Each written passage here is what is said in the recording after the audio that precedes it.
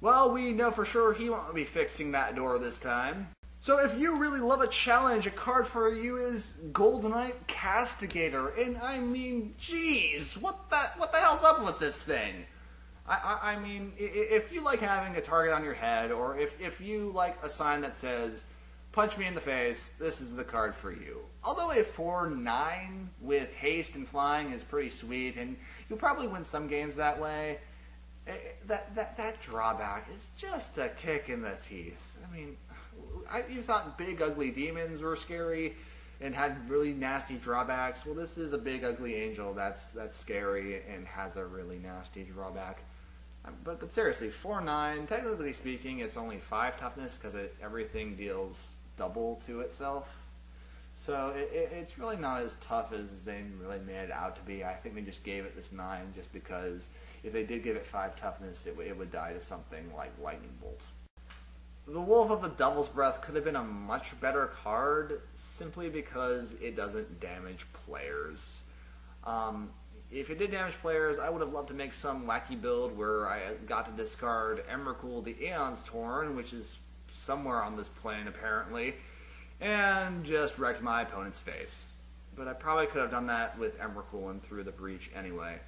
Bottom line is, I don't really know if these red mythics are really worth going after. If you are interested in trying to brew with them, I'd probably wait a little bit while till the inflation price goes down. Red's card advantage creature in the set is none other than the Sin Proverb, and this card's pretty darn awesome. First of all, a 3/2 with Menace is nothing to sneeze at. It's in a sense a little bit pushed, because I don't think we've really had any 3/2s with Menace before. But that card drawing ability is pretty darn sweet. Just don't get a land. That's going to be a little bit weird. Personally, this card will probably see some play, but it's hard to speculate exactly in what decks. Is it aggro? Is it midrange? Is it control perhaps? I don't think it'd be control. But it's definitely going to see some play, and I definitely recommend picking up some copies if it's affordable for you. At last, after all this time, Red finally has a way to destroy gods. And then let that sink in for a moment. Destroy gods. While Burn from Within may not see that much constructed play, it's definitely an interesting card for casual formats, especially if you play EDH with a lot of people that do play with, well, the god cards from Theros block, as it will actually be able to kill those. And that's something Red has had trouble dealing with for a very long time. Even though I do like this card, it's not something that really drive me too wild. It's just basically a generic X burn spell, but it's not bad. And if you know you run against these creatures, or know you're going to be going up against these creatures, even in standard constructed, then it very well may be worth playing, at least on a sideboard or at least a secondary option. The card isn't bad like most X burn spells. It's an X burn spell. If you've been hanging on the whole game or in the late game, it's going to be good. So if you have ever found yourself in a scenario like this, definitely get some. It's going to be affordable. If you like Storm combo, Wizards made it blatantly obvious that you can harness the Storm combo with this card. Seriously, in addition to Pyromancer's Ascension, I feel like this could be another potential great Storm enabler. However, I think it's not like Pyromancer's Ascension where you can get that turn 3 win. I think you have to wait a little bit longer because you need the lands to cast your spells from your graveyard and get like your mana generators like Desperate Ritual and Manamorphose back online, and then just get all these extra spells. And I think you could probably do something awesome with this in a Storm deck for Modern. If you love Storm, definitely get this. This is sweet. I don't think it's going to be too high, especially considering that Pyromancer's Ascension is going to be still the prime Storm enabler in Modern. So if you want to try getting your hands on this or try playing Storm, this is a good card for backup. And it's great because Storm had a big problem of like Pyromancer's Ascension getting Surgical Extraction or Slaughter Games. And you can have a backup plan, which is excellent. Now, let's talk about something Red is really good at, and that's being aggressive. And we have a lot of really aggressive creatures and spells in this set. The first one I want to talk about is Evison's Judgment. And yeah, I think this is kind of replacing Arc Lightning. If you haven't guessed, this is also part of the X Madness cycle that's currently incomplete, but if you're able to cast this Force Madness cost late game, you can do a lot of damage. If you are playing an aggressive deck in the future and you have trouble dealing with a lot of little guys, this will probably be a card you will be looking to. Now, another good aggressive card, or at least I feel like will have a place in the aggressive decks, is the Scourge Wolf. And while I do prefer a card like Ashtillet to this, a 2/2 red creature with first strike is always nice because it allows you to keep attacking into matchups where you would normally trade or lose. And it is good. I just wish it had some way to be a bit more resilient. And in a way it can be extra powerful with that Delirium, but the thing is, you'd have to run like something that like discards cards, which is available. We do have a good Madness enabler that I will be talking about in a bit. But you really have to kind of work for it a bit more in red. The other aggressive creature that I'm really excited for is the Jackal Pup with no drawbacks. Honestly, I feel like this is going to see probably stay up in price throughout standard. I think it's probably going to be kind of expensive. So if you get your hands on them, you might want to be careful with what they do. They may drop a little bit. That's kind of like what happened with Fire Drink Crusader back in Theros, and this is nice because it's arguably a better Fire Drink Crusader, and it gives you an extra ability about Madness with vampires if you're able to discard more vampires to cast them for their Madness cost.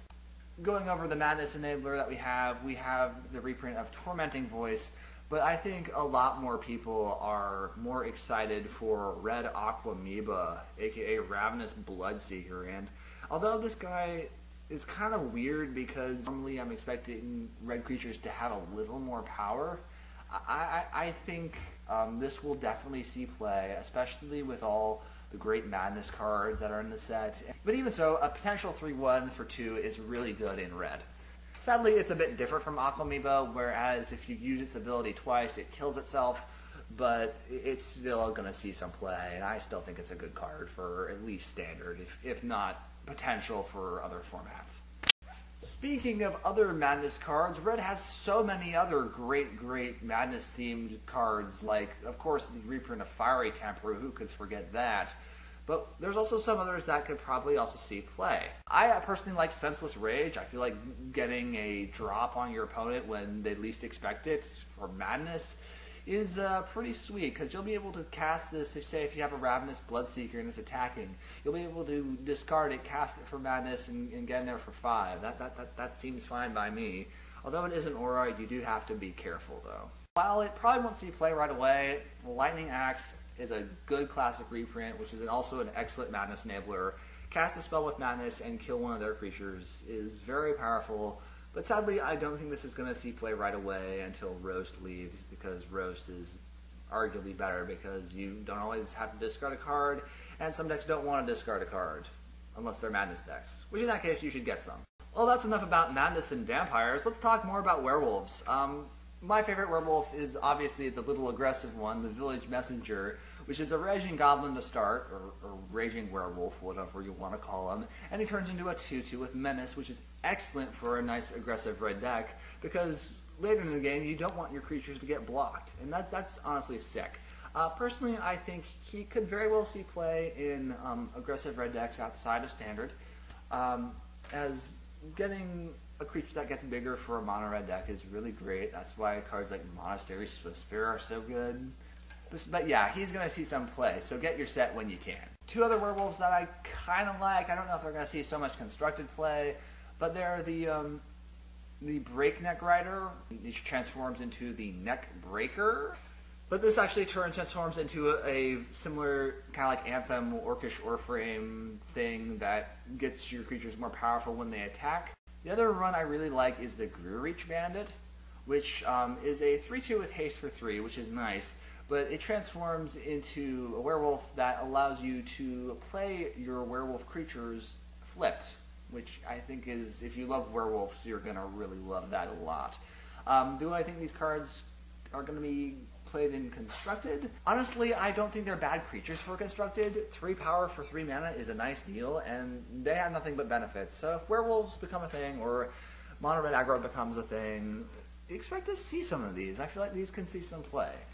So if you like werewolves and want to try building an aggressive deck, check out these werewolves. I know you will like them a lot. Like as I said before, Village Messenger I think will be played in formats outside of Standard as well as in Standard. The other is probably not. Up next, there are some one-ofs I think I would really like to talk about is the Devil's Playground. I don't think this card is going to see too much constructed play for just about any format. However, I know a lot of EDH players who would love a card like this.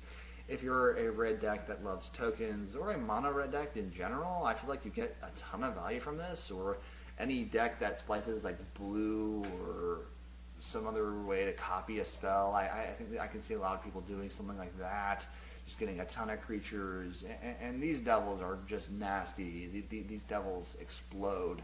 So the more of these devils you can get, the better, and if you're able to copy that's going to be really, really good. Speaking of copying things, how about some ghost busting action with a shock that turns into a fork?